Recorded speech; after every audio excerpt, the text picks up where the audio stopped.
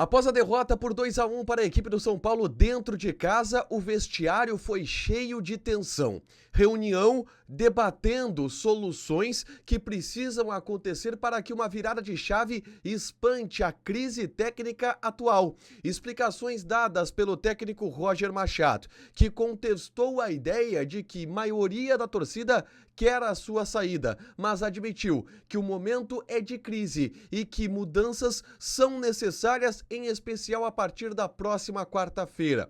A entrevista coletiva do vice de futebol José Olavo Bisol apenas piorou o clima que já era tenso. O dirigente não garantiu Roger no cargo após uma eventual eliminação na Copa do Brasil para o Fluminense. Falou sobre autocrítica, mas rebateu críticas que existem da imprensa. Os jogadores adotaram um tom de remobilização, pediram desculpas para o torcedor e falaram sobre a necessidade de mudança para o restante da semana. Esse é o Diário do Inter KTO deste domingo, 3 de agosto de 2025.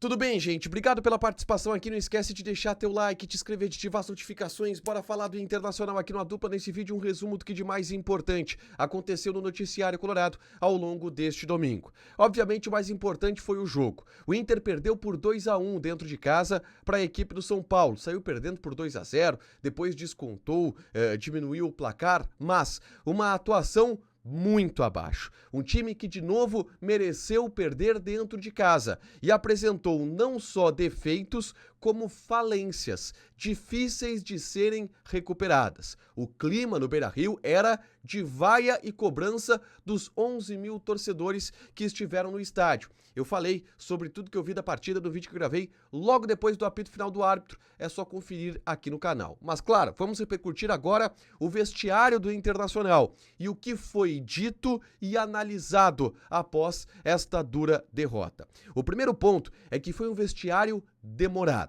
Quase uma hora entre o final da partida e a saída de jogadores, dirigentes e comissão técnica do vestiário. O técnico Roger Machado chegou na sala de imprensa para dar a sua entrevista coletiva quase uma hora depois, junto de toda a direção e departamento de futebol do Internacional, que chegaram com caras de poucos amigos e reagindo a todo momento às perguntas que eram feitas pela imprensa ao técnico Roger Machado e reagindo com insatisfação. Era tenso já o clima na sala de imprensa do estádio Beira-Rio, mas veio a entrevista coletiva do técnico Roger Machado, que disse que o jogo foi equilibrado, mas que o Inter acabou levando gols de bola parada e admitiu que o momento é de instabilidade e que são necessárias mudanças para sair deste clima, deste cenário de instabilidade que atualmente está instalado.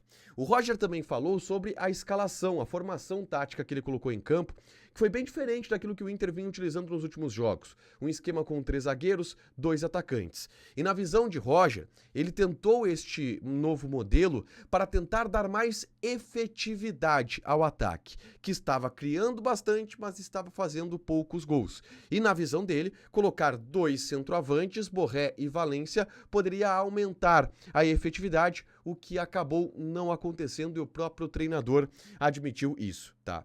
Ele não descartou a ideia de manutenção desse esquema para os próximos jogos, tá? Entendeu que algumas questões funcionaram, mas, óbvio, confirmou que o momento é ruim, o momento ele é de instabilidade.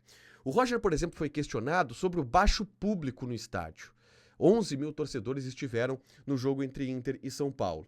E na visão de Roger, ele tem certeza que não foi o horário. Abre aspas. Eu tenho certeza que não foi o horário. É o mau momento que afasta o torcedor do estádio. O torcedor vem quando se reconhece dentro de campo.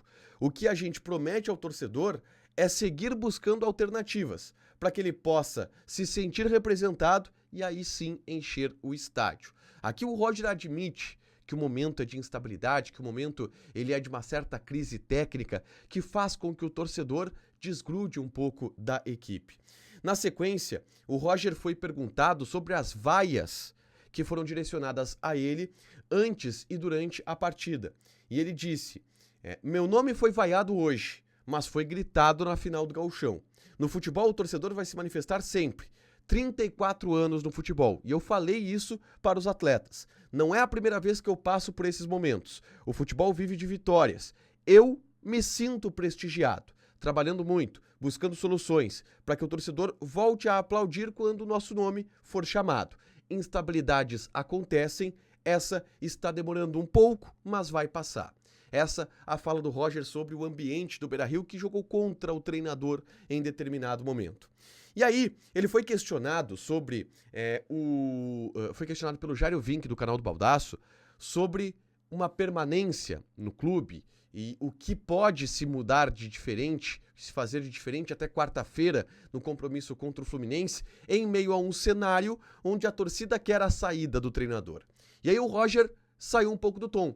Ele discutiu, disse que o repórter não pode falar pela torcida do Internacional, que a torcida quer a saída dele, que ele pode estar apenas iludido por um recorte, que tem gente que gosta do trabalho dele, mas tem gente que não gosta e que não há como falar por toda a torcida do Internacional. E aí ele disse: não tem como esquecer o passado recente. Não vencíamos o Gauchão há 8 anos. O que me dá a garantia é o poder de indignação destes jogadores. A gente só precisa voltar a fazer o que a gente já fez e fez muito bem. Aí está a esperança do Roger para uma remontada na partida contra a equipe do Fluminense nesta quarta-feira pela Copa do Brasil. Tá? Após a fala do técnico Roger Machado, José Olavo Bisol, vice de futebol colorado, concedeu uma entrevista coletiva na zona mista. E foi uma entrevista coletiva onde a tensão descambou. Foi uma entrevista absolutamente tensa, nervosa do dirigente colorado, que abriu com um discurso falando em remobilização, garantindo o Roger Machado para este momento e que haverá uma mobilização importante para a remontada no jogo contra o Fluminense. E aí começaram a vir os questionamentos mais duros a José Olavo Bisol. O principal deles é se ele garantiria Roger Machado no cargo em uma eventual eliminação para o Fluminense pela Copa do Brasil. E José Olavo Bisol não garantiu. Ele desconversou.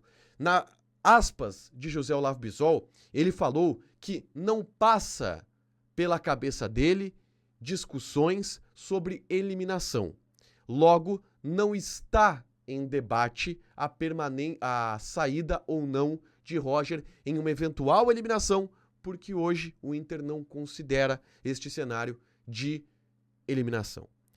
E aí eu tive um embate com José Olavo Bisol, porque eu ponderei para ele que ao dizer que não considera este cenário, ele também não está garantindo Roger.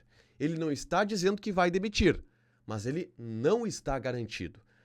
No momento, e eu refiz a pergunta para ele, se ele garante que Roger será o técnico em uma eventual eliminação, ele não respondeu essa pergunta. Ele tergiversou.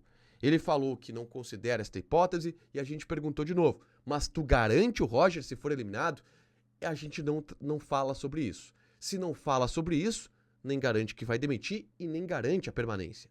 E Bisol não garantiu a permanência de Roger após uma eventual eliminação na Copa do Brasil contra a equipe do Fluminense. O Bisol disse que a minha interpretação era uma ilação, que eu estava inventando, mas trago um fato.